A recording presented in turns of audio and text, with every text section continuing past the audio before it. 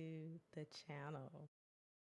So today is December 31st, 2025, and I am sitting at my desk confused. I don't know if it's my hormones, recently being sick, the bad cold, laryngitis, or just coming off of my menstrual cycle. But I am in a funk. I've been in a funk for days. I'm navigating the new year, maybe winter blues. I've been thinking about the past relationship with my mother and the new relationship I'm navigating with my sister. It's all so confusing. I've made solid decisions about my business, not pursuing certain paths, continuing my education in 2026, and moving with the energy of the universe. Yet the next day, these decisions feel dismantled like I never began, like I never made a major decision in my life. I feel like I'm back at square one, but am I really? Maybe the doubt and hesitation I feel is my actual compass, even though I'm unsure how to navigate these waters with perimenopause fog and everything else going on in my life. The doubt is my anchor. The doubt is my reminder to slow down, listen, and not rush. Take my time with everything. Everything will be okay. I have all that I need to survive. I am more than enough in a world that demands constant hustle and tells you that you are not enough. So, leading up to my menstrual cycle, I'm mostly okay. My moods change like the wind. However, I keep my emotions bottled up inside. I may be a little moody a couple of days prior to my cycle coming, but the days after my cycle ends, those are the most challenging days for me. I am in more of a depressive funk, and it takes my body about 5 days to recover from it. On those days, I don't want to get out of bed. I want to be left alone. The atmosphere around me is too loud. I don't want to be touched. I wish I could be alone on a faraway. I was never this way before perimenopause set in. After my burnout, I completely changed into another woman, a woman who needed to rest, who could no longer survive by hustling. Before I could learn this lesson, though, I went through a complete burnout, a total wipeout. I was bedridden for months. I had no energy to go on.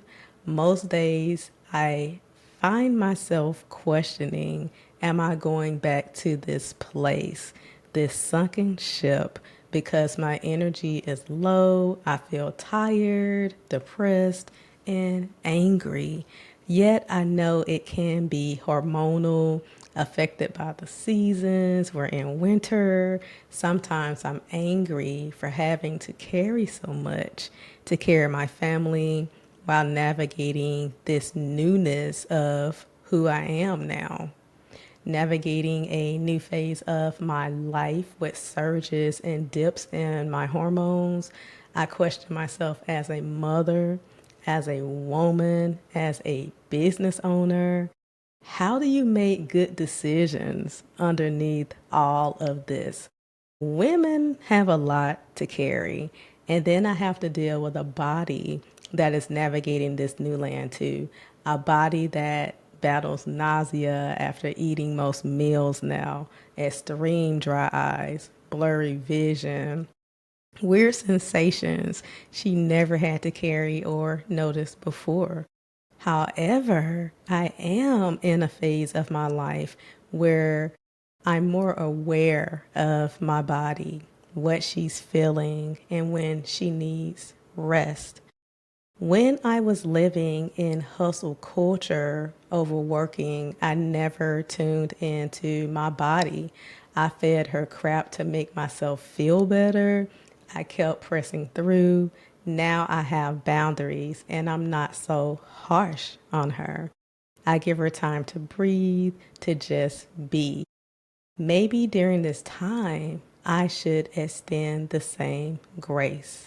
Acknowledge that all days are not the same. It's okay to not be productive all the time. It's not laziness.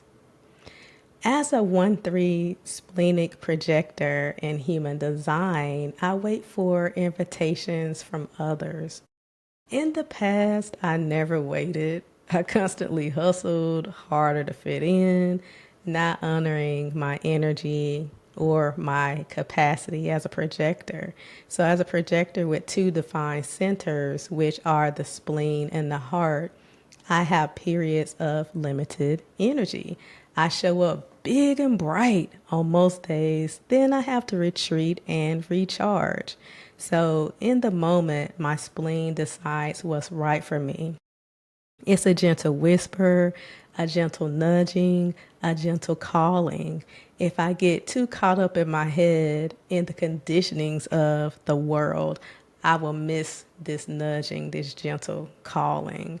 It's easy for me to end up in situations that are not mine or not best for me. I ride the waves of others, especially generator energy, those with generator energy. Most people in the world are sacral beings. I am completely open. I feel a lot. A lot of energy is channeled through me. And that's why it is so important for me to have routines, periods of deep rest, integration, balance, and peace. Now add perimenopause to that. Add a menstrual cycle to that. Now, not only do I have to navigate other people's energy in the world, I have to navigate my own now. I have to be able to separate the extremes in energy. So, as an empath, I'm always noticing and figuring out what my energy is versus other people's. As a hormonal woman, that reality becomes even more difficult, right? So, I have to navigate the extremes in my own moods, choose to be present, and not let it all overwhelm me. So I let the emotions wash over me. I cry a lot. I take several showers a day. Water makes me feel better. I am Alonia water after all. And I crawl under my covers, my blankets, and I hide. I nurture my inner child, Goddess K. I play games on my phone or my Nintendo Switch. I have low pressure days where I want to be left alone and just be.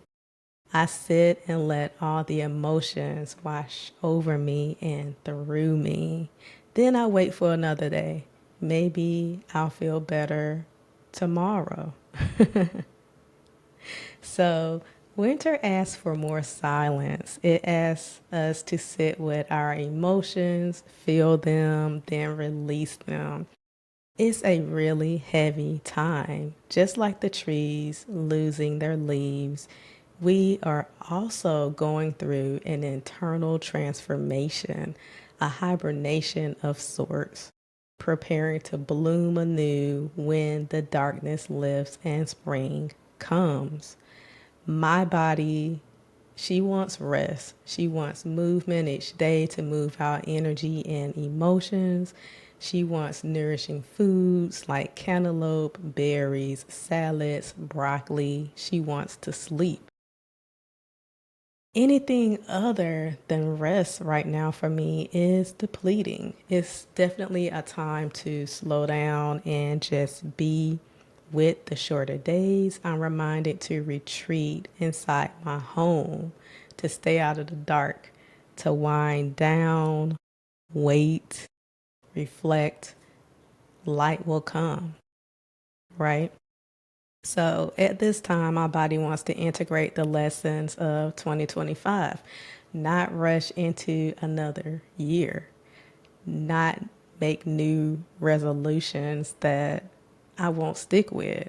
My body wants to acknowledge how far I have come, that I am continually a work in progress, but I'm further than I give myself credit for also.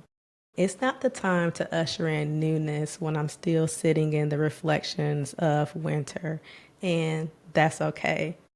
We heal and grow on our own timing, not when society tells us it's time to let go and move on. So when the lesson is learned, then I'll move into 2026. With the heavy emotions I still have, it's not the time yet. So, what does soft living actually mean to me? Soft living is important on high energy days as it is on low energy days. It's still important not to overwork, to stress too much, or to live life out of balance. When in doubt, check in with your body. Is she asking you to reflect on something just a little bit longer, to look at something in a new way, to not do something that you think you're supposed to do? These could be warning signs. So once we acknowledge them, we can find more ease, release, and relaxation. Let it go. Soft living is also intentional living. It's not waiting for permission to rest. It's not waiting until complete burnout to rest. It's intentional each day, finding time to stop, recharge, and take a break. Finding time to honor the natural rhythm of all things, to slow down, unwind, and re engage with your body, re engage with your purpose, to check in with yourself always, to set boundaries each day, to honor natural cycles and your own cycles as well. When you sit and let the doubt creep in with all the emotions attached, you can truly understand and find clarity. Clarity comes after all the chaos in your mind and all around you ceases. You have to be patient and wait. So, what am I learning to do differently now? Now I have more boundaries. I stick to them and people accept them or they don't. I've lost a lot of relationships this way, but I've also gained true ones that honor my capacity, my boundaries, and the new me. I meditate more now. I sit with myself in silence more now. I move my body more now. I eat better foods, even though I still indulge in junk food from time to time, especially when it is around my cycle. I love music. I love talking to my daughter, my husband, my true friends, my tribe. I track my menstrual cycle and I show up and do tasks in relation to where I am in my cycle and my energy level. I do not feel guilty for resting. Sometimes I do, but I do it anyway. My body needs it, especially after years of harsh living and stress, making her do things she didn't want to do, and always hustling and forcing myself even when I didn't desire to. I track my hormones. On my low days, I track my hormones to see why I may feel a certain way. Why is my mood so low? I track my moods. I check in each day to see how I'm feeling and I track it. On high energy days, I do more. I make a list and I accomplish what's on that list. If I have 4 things on the list and finish them early, I'm off for the rest of the day. I add nothing else to the list. And that's okay. I go for a walk after, I watch TV, reconnect with myself, reconnect with my daughter. And on low energy days, I do less. I ask my body what she needs and I honor that. I sit at my altar more. I cry. I read. I sit with my inner child. I really lean into how I am feeling. I allow my body to feel the lows and I allow her to feel the highs. All the emotions I feel, I honor. Even if they're challenging to navigate through, they're all valid. They're all welcome here. And when I push too hard, I'm reminded to slow down and stop. My body will begin to show signs of burnout as it did 3 years ago. And that is very scary for me. Then I'm reminded that I'm pushing myself too hard. When the anxiety comes, the dizziness, the hot flash, I'm pushing too hard. That means stop, take a breath, take a walk, step away, come back to it another day. Today is not the day.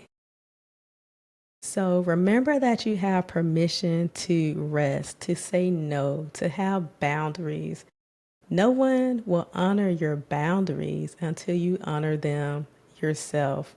Rest without asking, without having to wait until your body gives out.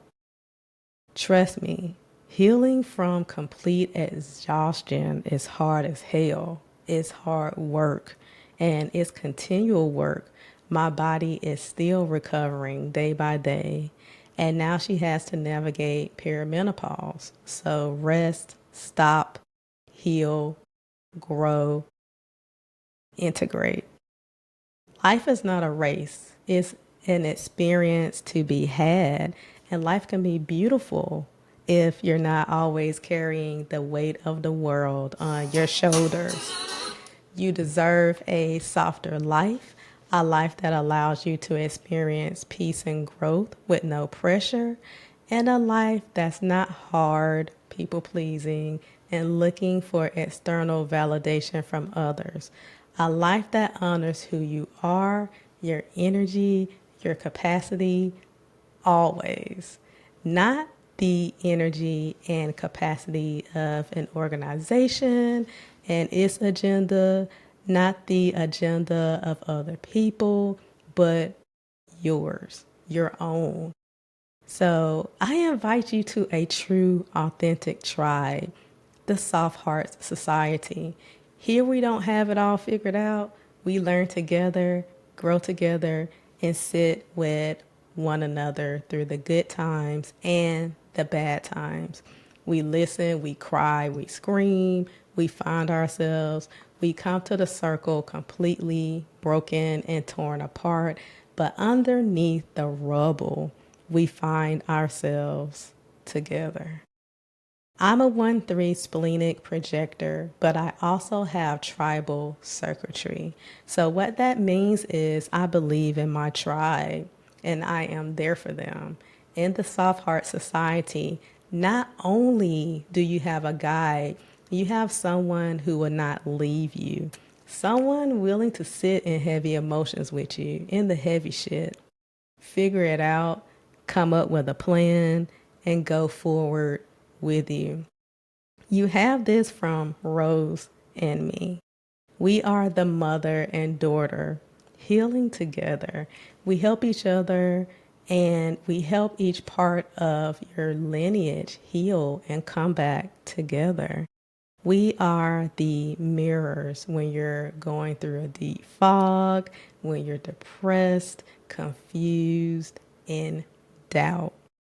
We are here and we are learning and growing alongside you. So go over to www.aloniarose.com to join the Soft Hearts Society. In the society, we have curriculum that we go through. We also have rituals. We sit in circle and we just get out all of the old trauma, the wounding, the hustling, and we live a softer life. There is a softer life on the other side of trauma, working through childhood trauma, a difficult mother and daughter relationship, and all of the other things that can come from that. And also, you can check me out on Insight Timer. The Insight Timer community is free, so I offer circles on Insight Timer as well as guided meditations and also courses. I have a course on the mother-daughter relationship and other courses that are on there as well. So I think that you would definitely enjoy these things. There are free offerings as well. Also, follow us on YouTube if this resonates with you. Leave a comment in the comment section below. And we look forward to interacting with you in the society, Insight Timer, YouTube, and we're also on Instagram at Alonia Rose. So until next time, be blessed. Peace be with you always, wherever you may go.